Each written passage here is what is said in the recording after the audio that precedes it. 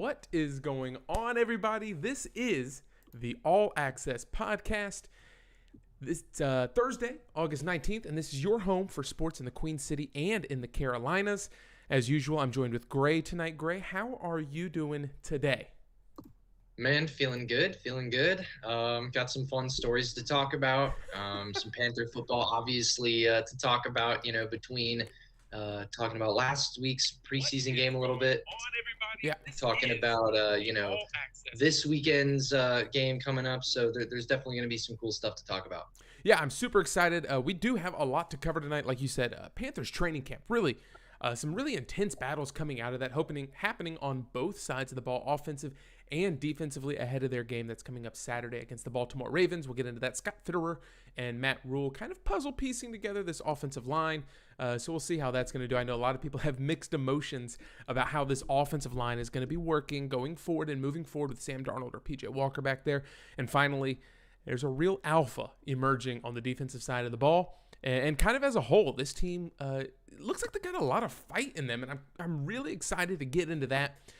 So we'll get into that and more today. And if you have to leave at any point in time, don't forget you can find the audio replays on iHeartRadio, Spotify, Apple Podcasts, Google Play, wherever you want to digest your audio from.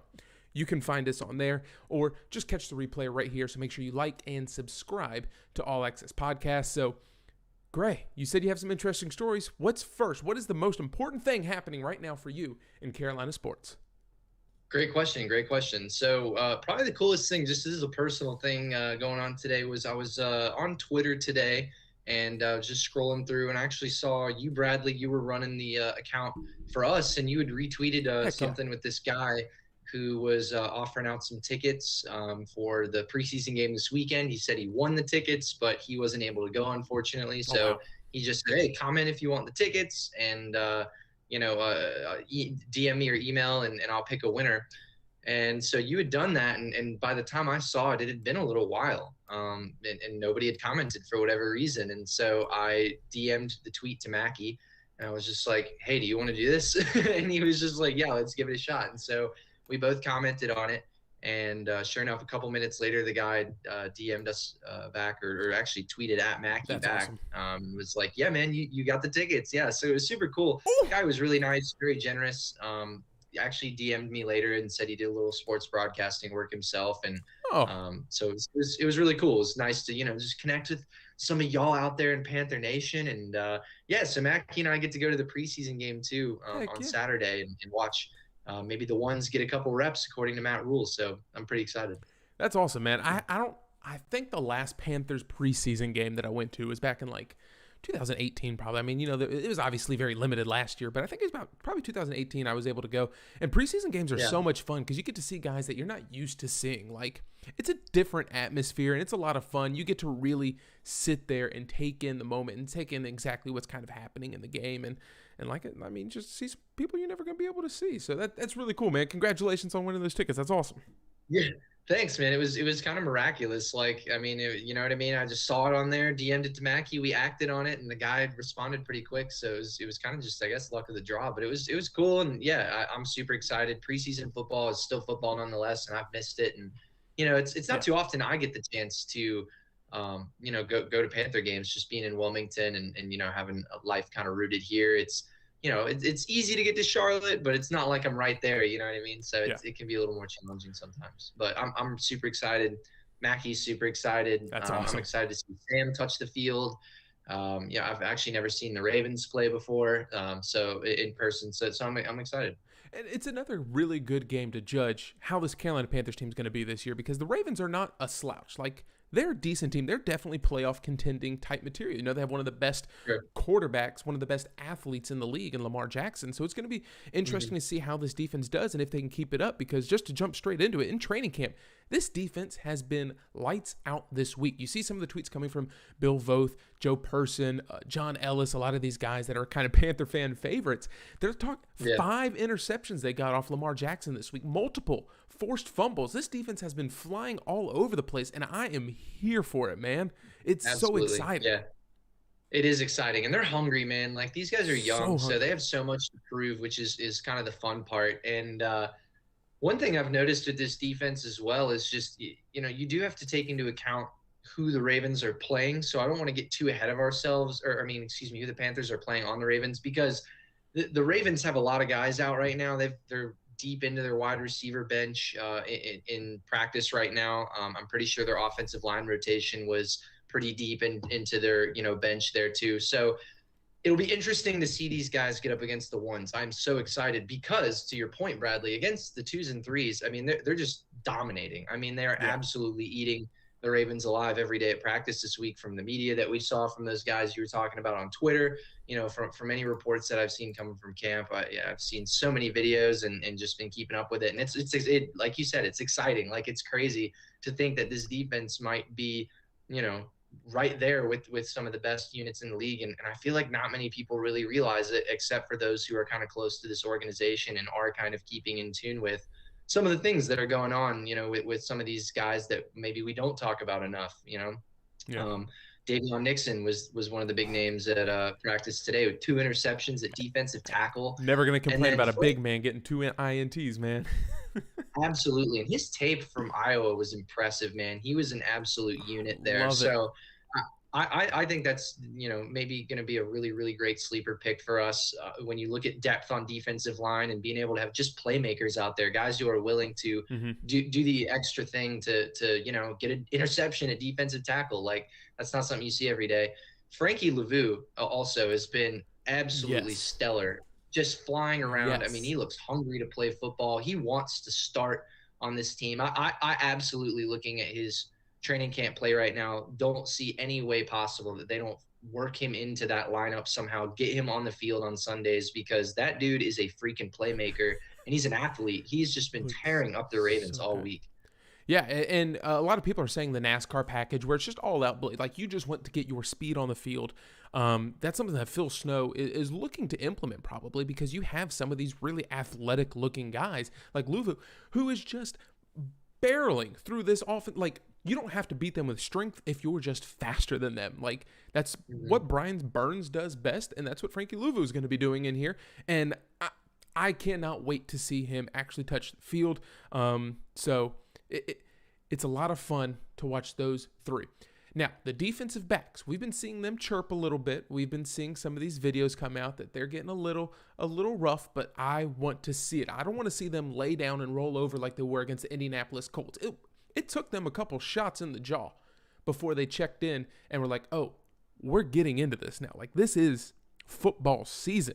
I'm excited to see them have that hunger back there to kind of bite back, man. Just be physical. It's exciting. It's been a while since we've seen that. Not to, listen, any Carolina Panthers player is way stronger than I am. I'll never take that away. But this team has looked soft over the last few years. And I think they're starting to get that back, get a little bit of swagger, and it's starting with that defensive backs, which I was not expecting.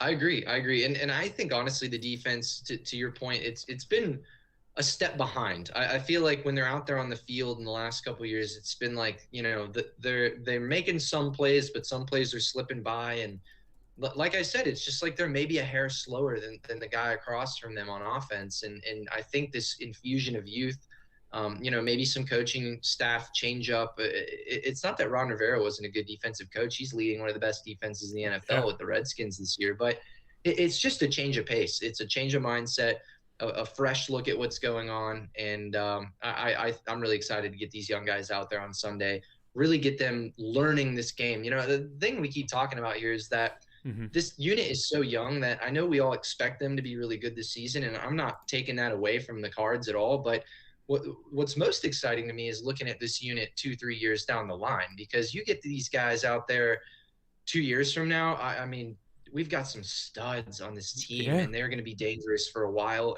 And some of the better offensive players in the NFC South in particular are kind of on their way out. So you could see this defensive unit peak at the time where some of the other teams' offenses might be kind of hitting this rough patch where they're having to hit the reset button.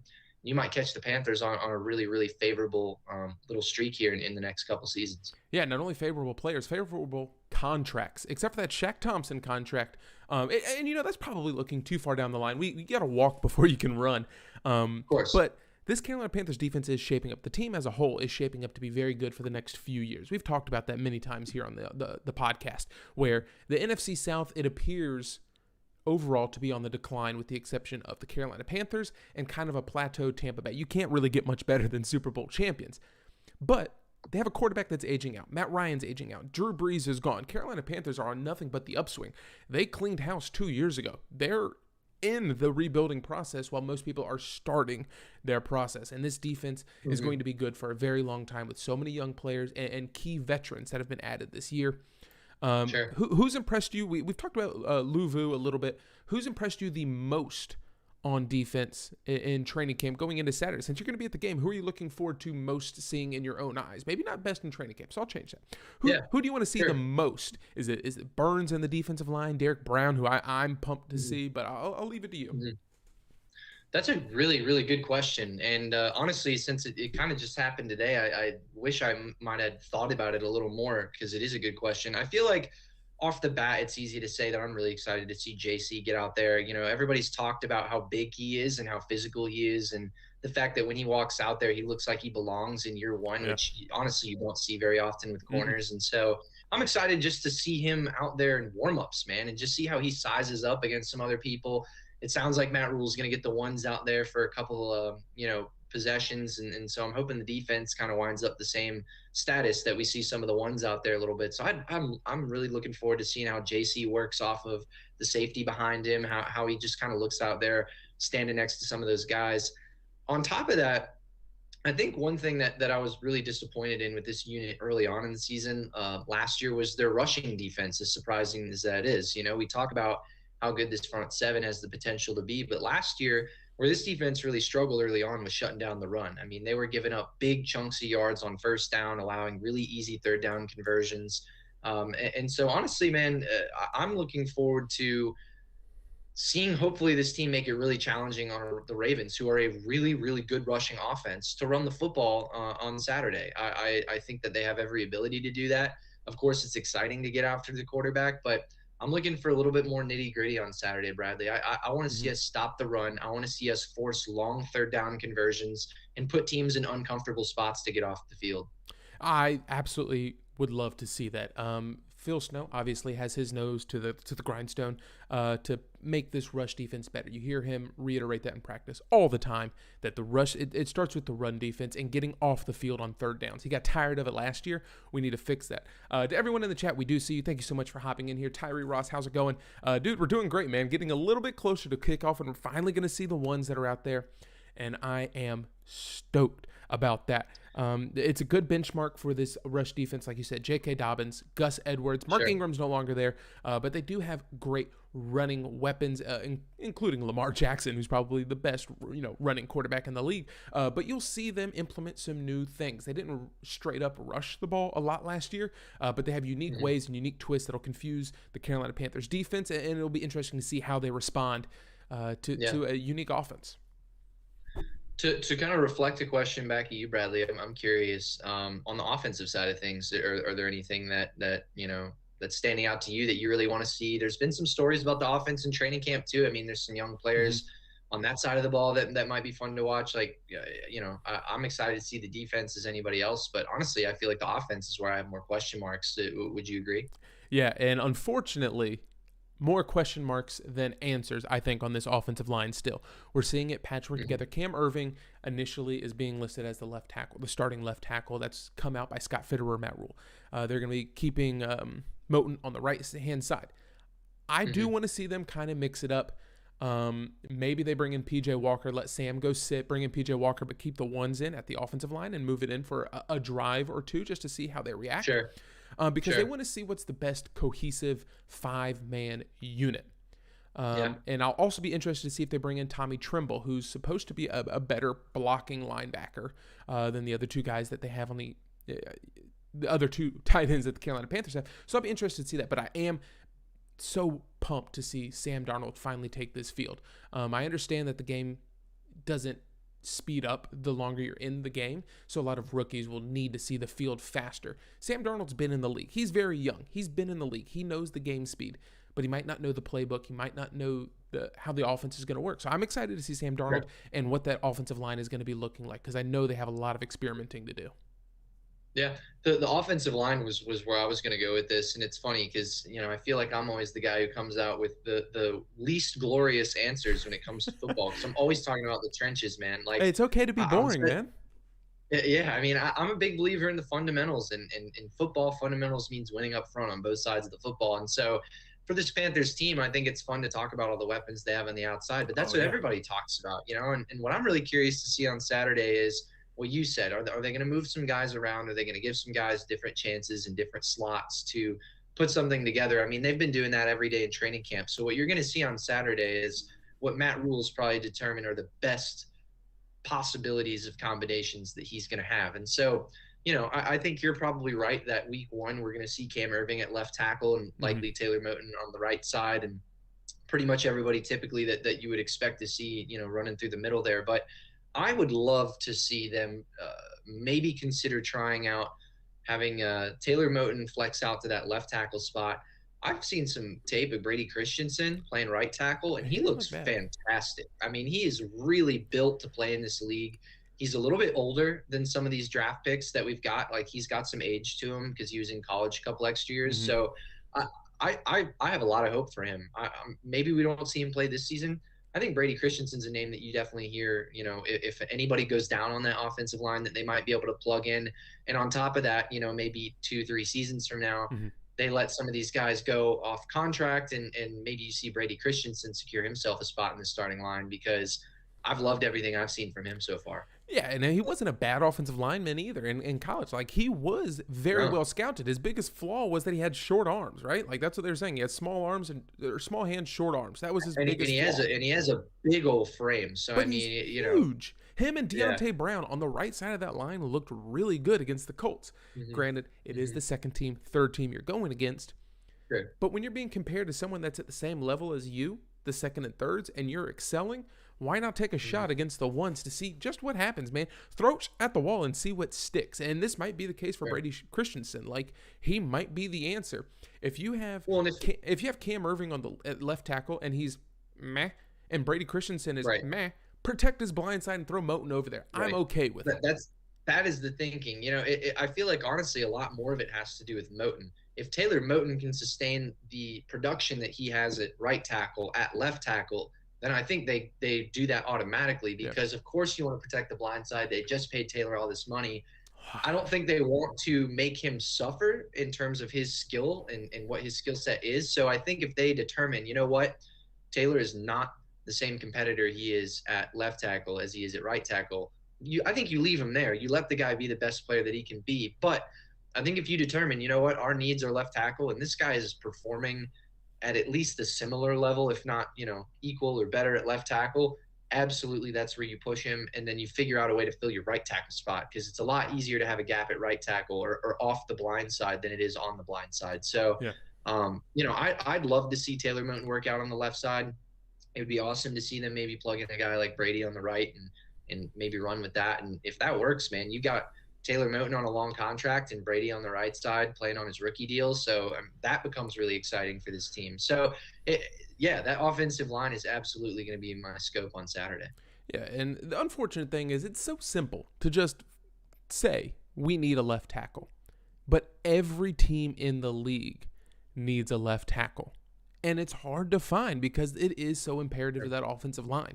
We've probably beat it into the ground. Everyone knows that the offensive line is a problem. But I think if you're able to move Moton over to that left tackle, it's much easier to shore up that right-hand side with pieces that are just good enough and patchwork pieces to make it happen. I think that's one reason that P.J. Walker looked so good last week. Let me elaborate when I say that. He didn't – the bad offensive line didn't make him look good, but his ability to roll out of the pocket and make plays – Sure. Yeah. He looked good at doing that, and he's probably a better scrambler than Sam Darnold is. Definitely. So that maybe it is a chance that they do go with P.J. Walker with this one offensive line just to see how he does. Because if it's not great, Sam Darnold is more of a statue thrower. We've talked. I think either you or Mackie mentioned him to possibly being like a Ben Roethlisberger, where he can kind of move. Right. But he's better just standing there and delivering the throw, which we've seen. His movements are better used inside the pocket. When you have good pocket presence, it doesn't mean that you can't move around. Like, Aaron Rodgers will roll outside the pocket. I would call him a scrambler, even, even as opposed to some of these other guys like a Big Ben or a Matt Stafford, even. Like, these guys feel pressure in the pocket, and it only takes them 1 or 2 steps to get out and to create that extra second to get the ball out, because they're so good at making their reads and they've got talented arms to get the ball there.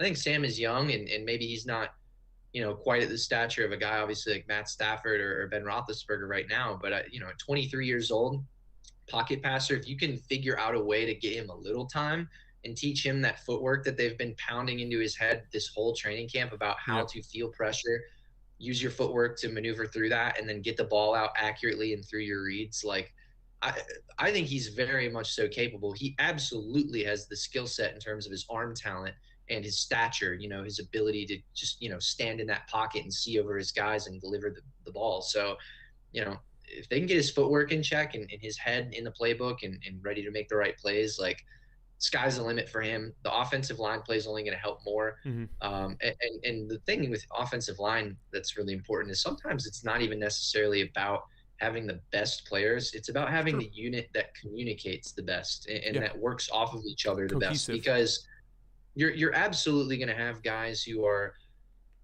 mixing things up against you and pulling stunts and you're going to have to double team certain guys and make different reads as an offensive lineman, based on what the sets are and what the audibles are from the defense. And so, your ability as an offensive line to read what's going on defensively, adjust and communicate and make the right block and make the right read, like, it's so important. So, I mean, you could have 5 mega talented offensive linemen, but if they can't communicate with each other well, or they're not used to working off of each other's hip, it fails. It really does, because it all is a team effort up front, especially on the offensive side of the ball. And honestly, for Matt Rule, I think they look at that group and they say, these guys are talented enough to where if we can get them at the point where they've worked together year after year and figured out how to work off of each other's hip, we don't need to go sign a guy for an ungodly amount of money. We've got the guys right here. We just need to get them working together and working as a unit. Can always bring back Russell Okung and pay him in Bitcoins again, man.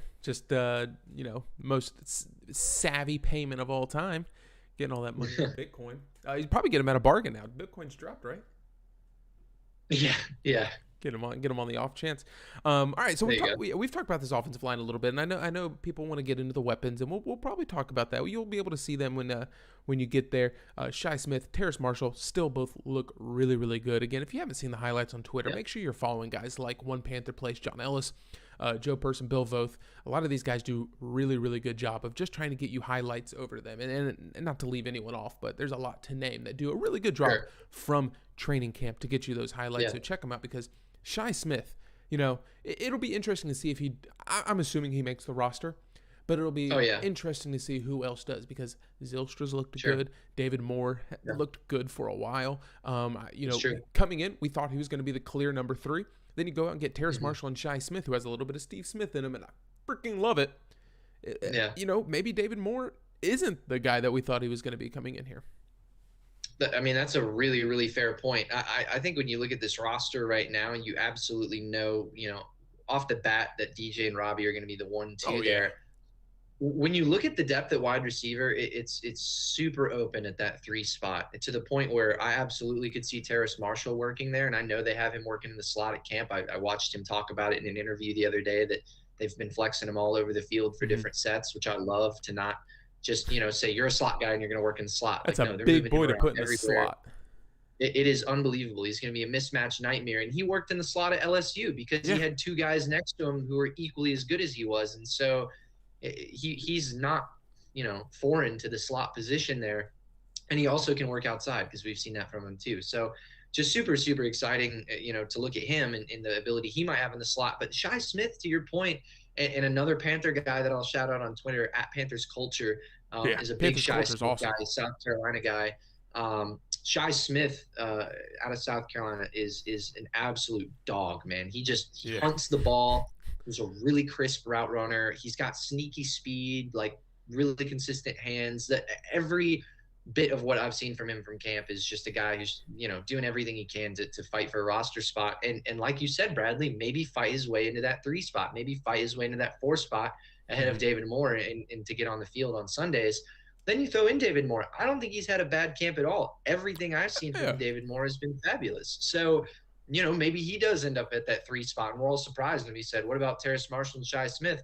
I watched David Moore make 2 great catches in I believe, the last game. I know I saw some good camp highlights from him. So I just it's hard. It's hard to even call out who's going to be in that 3 spot. Zylstra is obviously a talented receiver. I would say of the bunch, he might be that last man out or that bubble guy who's last man in, last man out. But that receiving room is not what it was 5 years ago. I mean, it's dangerous receiving core. Can you imagine 2015, 2017 Cam Newton with this unit rather than the law firm, as we so acclaim to call it, with Ted Ginn leading that charge? And it frustrates me, and I know it frustrates a lot of other people too, man. Like, to watch Panther Twitter in particular talk about like how night and day it is, having those guys versus the guys we have now. I mean, what about the season 2? I believe it was maybe like 2019 where they had like Kalen. It might have been earlier than that, but they had like Kalen Clay, like, Damiere Byrd, where you're starting 2 wide receivers for a game. I was a big proponent of Damiere Byrd the whole time he was on Carolina, but not as wide receiver 1 and 2. Like, it was unreal the weapons that Cam was working with versus the weapons that Sam has to work with now. So, we'll just have to see how that pans out. I listen. As much as I'd love those weapons to have them back in the day when Cam was running the show, like, it's fun to fantasize about. I honestly just hope it works out now. Like, I hate that for Cam, but equally as much, it's like, screw it, man. I hope it works out for Sam. Like, I'm ready to be good. You know what I mean? I really do hope it works out for Sam. We've seen some. I feel like I've seen the most extremes for Sam Darnold thus far in camp. Like, some reports are saying, hey, he looks really good today. He was really sharp with his delivery. Yep. He was able to extend the ball, get it down the field. DJ Moore, Robbie Anderson utilized their speed, got down the field, made great routes. That's if the offensive line can hold up, so I get that. But then I've seen other reports that are like, Sam Darnold overthrows the wide receiver again, and that's not what I want to see. Like, we talk about Teddy Bridgewater not taking chances. It seems like at least Sam Darnold is going to take chances and get the ball down the field. And if this defense is as good as we think it's going to be okay to take chances, right? It's got to be okay for him to turn the ball over, or at least try to force to make plays sometimes, because you would hope and think that your defense is going to get the ball back for you. That's not always how it's going to work out, but you got to hope for the best. Right. So, it'll be interesting to see that. Getting back over to the defensive side of the ball, what do you make of this J.C. Horn stuff going on, man? It sounds like he's been chirping in a good way. There were some reports that he told one Ravens player some foul language, saying, "Hey, you butt cheeks," but with not the butt cheeks word. He straight up said, "Hey, man, you are capping, you are lying." He turned in the reporter, tweeted that, and said, "I did not say that." Reporter is adamant that he called that guy butt cheeks. So I don't know if he is chirping. I don't know if it is. Maybe he's, slowing down a little. There's a lot going on. There's 120 guys out here yelling at each other. Yeah. It gets a little feisty, but it sounds like he has a little bit of bite to him, and I'm excited to see that. Listen, there's nothing wrong with bite, especially to a corner. Those guys are meant to be that way. They have to be that way. When you're out on an island out there competing against some of the best athletes in the world, you better have a killer mentality, and you better believe you're the best. Or guess what? You're going to be out there getting your butt drugged through the grass all day long. I mean, you are. It's the fact of the matter. Every corner that has ever been worth anything in the league has an attitude, whether you see it or not. I guarantee you that they're saying something. Guys like Jalen Ramsey might make it a little more loud, and they do it off the field a little more. But, like a guy like Stephon Gilmore, who is very, well-tempered and well-mannered and doesn't say much on social media. That guy is chirping all game long. I promise you. Every single corner does. I've never played against a corner who didn't talk, and if I did, they weren't very good. So I'm glad that honestly you're hearing that out of JC. In terms of the reporter and him denying it on Twitter and all that, honestly, I really just think it was a situation of, the reporter's pointing out something that I honestly believe he probably did hear. I know that JC's been talking. I've heard players say that before. I don't think it was meant in a super malicious trying to, burn bridges way. I think it's guys out on the field getting competitive. It's hot outside. He said something as a corner would, and I think the reporter decided to comment on it. I don't think there's even necessarily anything wrong with that. I think JC was honestly just trying to calm water. He was trying to make sure people didn't think he was out here trying to send the wrong message. He's Yeah. new. He obviously wants people to know, Yeah. Agreed. I might talk my talk, but I'm a good guy. So I think he really probably just saw that tweet and just said like, hey, I don't want people thinking that I'm, out here at practice bad mouthing people, which honestly is not how I took it. So I don't think the reporter meant it that way either. I think it was really just I don't think it was ill-mannered behind it. No, it was just like, man, JC's out here talking today. Like he's fiery, he's competitive. It was a good thing, and I think JC was just kind of in a similar sense trying to say like, hey man, no ill will at Cap. Like I wasn't trying to hurt anybody's feelings. So and you definitely I don't think it was anything to stress over, except for the fact that I'm excited that JC's got a competitive edge to him, if anything. Yeah, and you love to see it. You hinted at it. You have to have someone that talks a little bit. I think Josh Norman was really, really good at that too. Unfortunately, oh yeah, he's a prime example. Like he wasn't loud when he spoke, but he was smart when he spoke. Like he knew how to get under other people's skin. He did that. He agitated. That's all he was an agitator, but in the best sense of the word. He even got into camp, like him and Cam Newton even got into it and turned both of them around. Like it's okay to rub a little rough with some of the guys. And sometimes you need that because, there's a lot of soft-spoken guys on this defense. Like Derek Brown, he's a gentle giant. I don't think he's going to be the guy that's hollering and yelling and getting under the other team's skin. He's just going to go out there and handle his business. Let your other guys handle that, man. Let the other guys do the talking. And I absolutely love that. So I'm excited to see that. And some guys are made for that, man. I mean, you got to have a couple of both on your team. You have to have some silent killers who just do the job every play, and you got to have some guys that motivate everybody. Because I guarantee you this, just because Derek Brown doesn't talk doesn't mean that when Dante talks or when JC talks or when, somebody else out there is hollering that Derek Brown isn't equally getting fired up from it. I guarantee you he is. Yeah. It's just that he doesn't express himself the same way. And I guarantee you when you see him make a play that you probably do. He's one of those guys who celebrates after, not before. So, and I can respect that. But those guys all fire each other up in their own ways. And some of them are very verbal about it and some aren't, and they just make the play. But nonetheless, I think they're all out there getting fired up off of each other's energy and feeding off of each other. Yeah, and they should be fired up. Again, 5 interceptions in training camp thus far. We'll see if it carries over into the training camp or into the second preseason game here to pick off Lamar Jackson a little bit more, cause some more ruckus. Brian Burns delivering a couple of vicious hits, vicious spin moves against offensive line 1 of the Baltimore Ravens. So we'll see if we can keep that up because in all, it looks like there was 8 or 9 turnovers that they created. Again, it's training camp. I get it. But you have to be excited over the fact that there was 5 interceptions.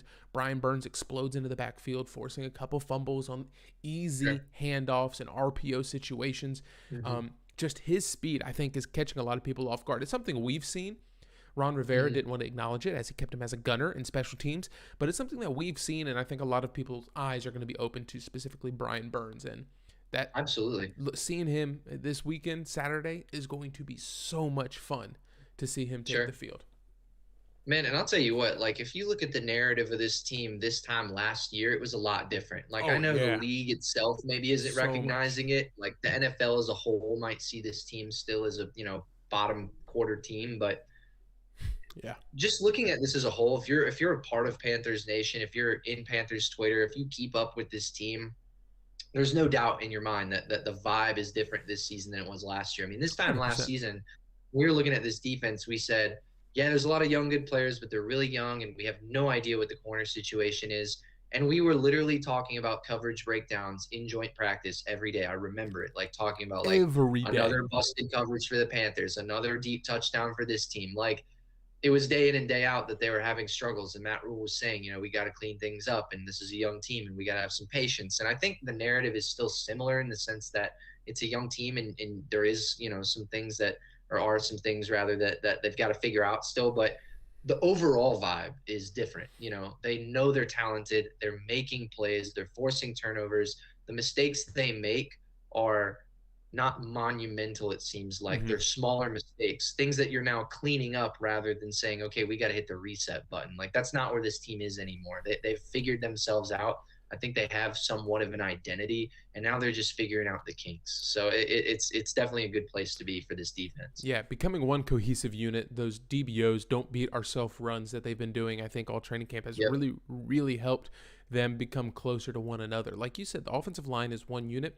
your entire defense has to be a unit because everyone needs to know the exact spot that they need to handle in terms of defensive coverage. And we've talked a lot about the defensive backs in this episode because they're oftentimes put on an island, and you have to trust your safety is going to be there. You have to trust your defensive back is going to make the right decision, because if they make the wrong decision and bite on the wrong thing, that ends up in a touchdown easily. If a defensive lineman messes up, there's multiple layers that you have to get through.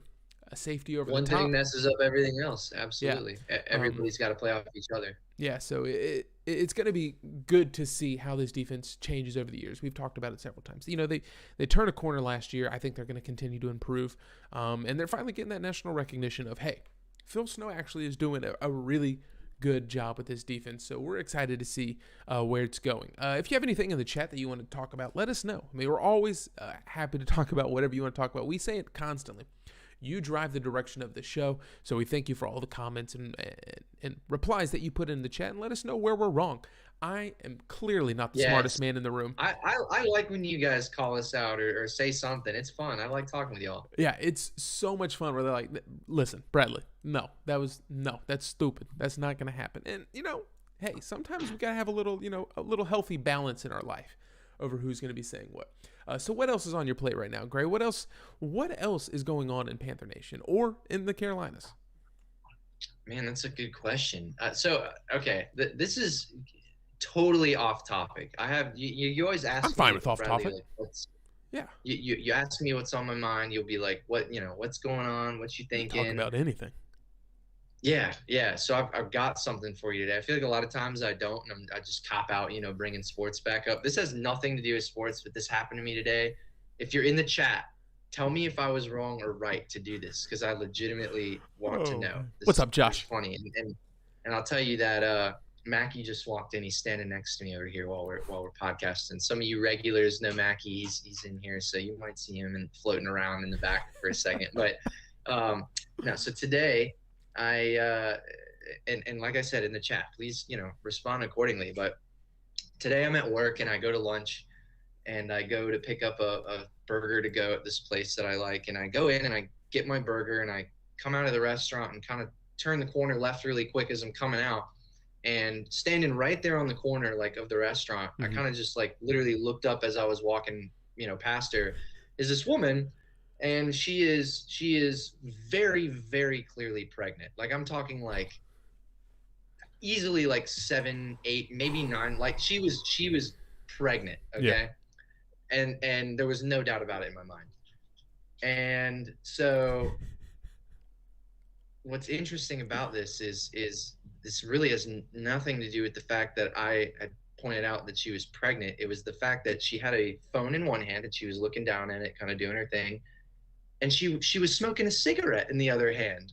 And I was like, it took me by surprise, like, very much so. And so without even thinking about it, I've had this conversation with other people already. I wasn't even consciously thinking, like, should I say anything? Should I watch it or whatever? I literally just looked up and went, ma'am, are you smoking? Like, it just came out of my mouth. You brought it up? And she looked up at me and goes, yeah. And I was like, well... and then she was just like, excuse me? She like cussed me out, dude. She was like, you have no effing business. Like, what are you telling me, like, about how I handle my pregnancy? Like, it, like she admitted that she was pregnant. And so I literally, I cut her off, and I was just trying to do the right thing. I'm sorry, you're right. I shouldn't be in your business, but like, I was just trying to do the right thing. I'm sorry.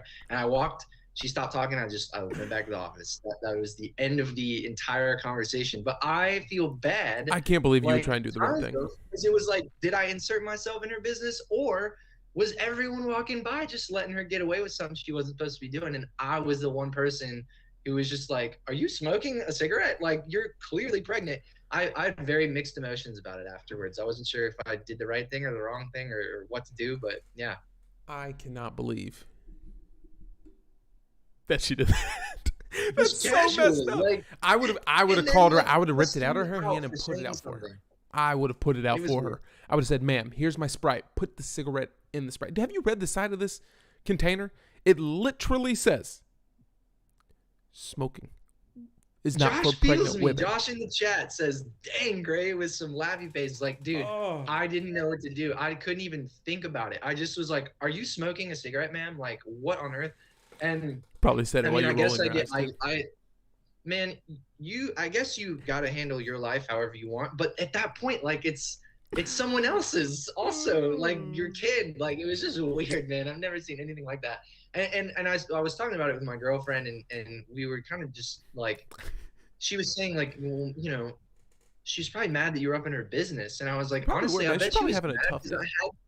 I was like, I had to have been like the 6th person who's told her to stop doing that. Just And then pushed her that's over the why edge. she was so angry. She's just like finally blew up on me because I happen to be like the literal, like, I hope that's the case. And then I'm not the only person who is honestly willing to be like, yo, don't smoke cigarettes till you're pregnant. But I have to I believe got you a weren't the whip from only her, I'll tell you person. what. I have to believe you weren't the only person. I have to imagine there's multiple people, and like she just kind of like shrugged it off, and then probably just I don't know. Maybe it's because you're ginger. I don't know what it is. Maybe she just something rubbed you the wrong way. I don't know. I hadn't thought about that. And like she was just like no, and then you come along and she's like, boy, let me tell you something. I will run my life the way I want to. It was a lot. And my girlfriend also said, well, what if it was just like, you know, I would never do this, but what if you were just stressed, or she was stressed and she just was like stressed from being pregnant? And I was like, okay, even if that was the case, wouldn't her response be like, I know, and I haven't been, but I just wanted this one. Like, no, she was like, I just need like, to you smell will it. not tell me how to handle my pregnancy. And it was like, so do you just do this all the time? Like, it was weird. It was weird, man. Josh says that you were just trying to do the right thing. I agree. You were trying to do the right thing, but sometimes you just got to keep it to yourself. Thank you, unfortunately, Josh. I felt like it. The current world. We can get back to sports whenever you want, but I had to get that off my chest, and I wanted to see what you guys thought because I genuinely didn't know how to think about it. I think you did the right thing, buddy. I don't think you were in the wrong by letting a pregnant woman know she should not be smoking. You were reiterating facts, and you were trying to help her. Maybe she didn't know she was pregnant. Yeah. Maybe that's what it was. I felt a little nosy, but at the end of the day, I was like, no, you did the right thing. So I appreciate the sentiment and the confirmation there. I am always here for you, Gray, because I'm with you 100%. I would have said the same thing. My wife would have torn me up because I would have called her out too. I love to call people out when they're doing something that is like clearly wrong. Like, you know, I'm not going to get too far into, like, I've seen people like hand beers to like kids that are like 8 years old. They're like, oh, he's fine. Like he's fine. He can drink. I'm like, no, he's not. Like, there's clearly a 21 and up. Like you can't just hand the kid a Miller Lite like it's a Gatorade after a ball game. Like ma'am, listen. I mean, I might have done some things before I was 21, but I'm not handing it to little kids. Yeah. Well, Elizabeth asked me, she said, if the woman was drinking a beer, like wine, would you have said the same thing? And I was like, yes, like, absolutely. Like, I think I would have. Like, I don't know. It's just whatever. But yeah, that's my my off sports story today. What have we come to? What? Man, football needs to get here in a hurry. People are going crazy. People are getting pent up about their problems. Stop smoking cigarettes while you're pregnant. Wait till preseason. Cabin fever starting to set in for everyone. There's a game on tonight. You don't even got to wait. I know it's on right now. I'm gonna get ready to go catch it. But this has been the All Access podcast. If you missed any moments of this and you're still in the chat right now, you can catch the replay right here on our YouTube channel, youtube.com/allaccess sports. Find us on iHeartRadio, Spotify, Apple Podcasts, Google Play, wherever you get your audio. I promise you will find us there. Just search Charlotte or Carolina Panthers podcast, Hornets podcast, whatever it is that you think about the Queen City sports, we will be there. I promise you. Gray, thank you so much for joining us again on this Thursday for an All Access podcast. We're going to be back here Sunday night, probably reviewing the Panthers game a little bit, see what you saw at the game, you and Mackie going to it. So we'll have to get some insights. You'll have to, send me some videos because I'll be at home, not at the game, like a broke, not being able to do anything. So yeah, we'll have to see those photos. Cool, man. Yeah, we'll make sure to take some. We'll get some good vids, and we'll definitely talk about it, and it'll be fun. I better get at least one autograph, by the way. I don't know if I can even swing that for myself, man. But hey, if we end up running into some luck, I'll give it a shot. Before you go, have you decided what jersey you're gonna wear? That's a fabulous question. So this is kind of sad. I really wanted to wear Dante. I've got a Dante jersey, but That's a sick jersey to have. a paint stain on it, and so I spilled paint on it one time by accident. Why were you painting Long the story. Panthers jersey? I know, and but yeah, I don't know. I would wear Dante. We'll have to see if that works out. If I can get the paint stain off of it by Saturday, but I don't know. My options are Dante, Greg. I could like throw it back to Kurt Coleman for no reason, or I could do Cam. I Listen, need to honestly update my Panther jersey closet here. It's been a little while. Dante was the most recent one, so maybe it's about time this season to re-up on a jersey. you know, being that we're both from App State, we need to grab that Douglas Middleton App State Panthers connection. So I'm going to have to find that because if he makes the team, I'm absolutely grabbing Yeah, that'd be cool. a jersey. I'll be pumped about it. All right. We'll get out of here. We'll let you go so you can go catch the end of this game. All of our viewers, thank you so much for hopping in here, guys. We do appreciate it. We'll be back Sunday night,